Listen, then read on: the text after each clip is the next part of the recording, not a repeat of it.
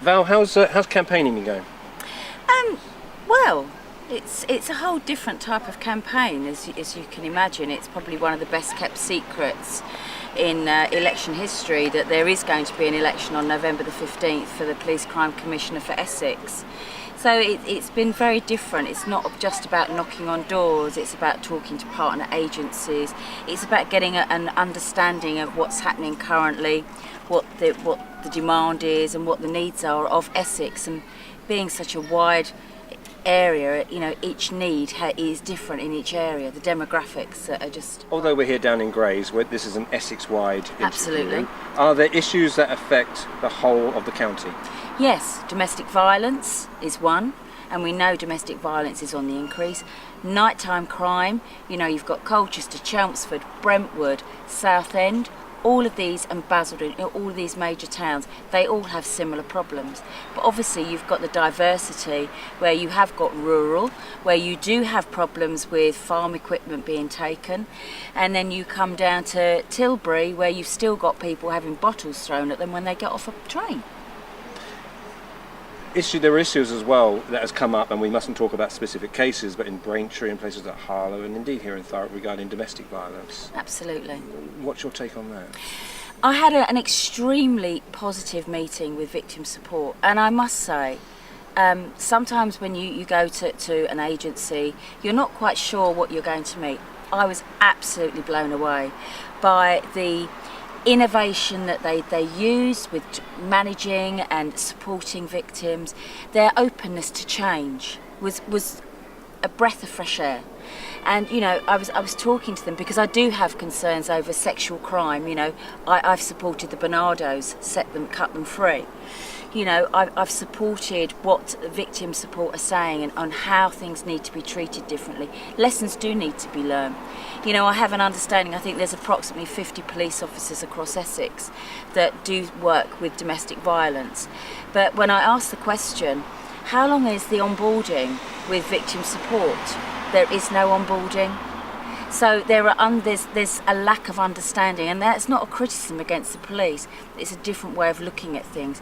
It's about putting victims, names to victims rather than numbers, and putting the victims at the heart of the police strategy and the police at the heart of the community. It's really important. But I guess your job, if elected, would be not to be. What would your job be? Would it be to be you're not a flag waver for the police? How would you define it? To be honest, I mean, I've thought long and hard about this, and I really truly believe that this role is there to, and I don't like the word empowerment, so it's to liberate residents. So residents feel, one, that they're able to hold the police to account, two, that their voice is heard, and three, that all of the agencies actually have someone to work through. So you're really at the hub of what's going on with the police strategy, working in collaboration and partnership with agencies and with the police. You are collaborating with the police and working alongside them. At the end of the day, we all want the same outcome.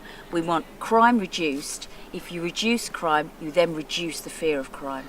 And people, wherever they live, whether they live in Colchester, Clacton, Harwich, they live in Tilbury, they live in Thurrock, Basildon, Harlow, should feel safe. Should people also expect to see, I know it's the old chestnut, but it's not only the Bobby back on the beat, seeing the visibility, but we're having police cuts. It just seems, a lot of people think it's madness in the middle of a recession to cut police numbers out on the streets. Well, absolutely, and you know, we want visibility. We want people to know their local policing, which is why I'm saying policing strategy should be at the heart of the community. And you know, that includes housing, working with local authorities. When we're designing new properties, we should be designing out crime. You know, with the new health authority, we should be working in parallel with them. How can we stop this nighttime economy, the drain on the resource of the NHS with people being drunk? We should be holding the bars and the clubs to account. They're the ones that should be paying the cost of the policing and of the NHS covering all of this nighttime economy. And you start doing things like that, and you know, I have a logistics background. I start looking logistically at different things, and you know, I can see some real easy wins and challenging why are you doing that? And to turn around and say, because I always have, is not a good enough answer. I need to know what the value is of doing that. The Tory candidate's been in the borough. Well, he was at the Orsett show, and he was in Chafford 100. You're here in Grays. Where else have you been? I've been to Harlow. I'm off to Southend this afternoon. I'm doing some work in Colchester. I'm going out on the SOS bus. I'm going out with the Southend pastors. I've actually got lots of husting meetings in my diaries at the moment. I'll be doing some work in Brentwood, on the Brentwood High Street with the street stall, and as I say, doing some work with the partners across the diverse wide Essex. Val, thank you very much. No problem.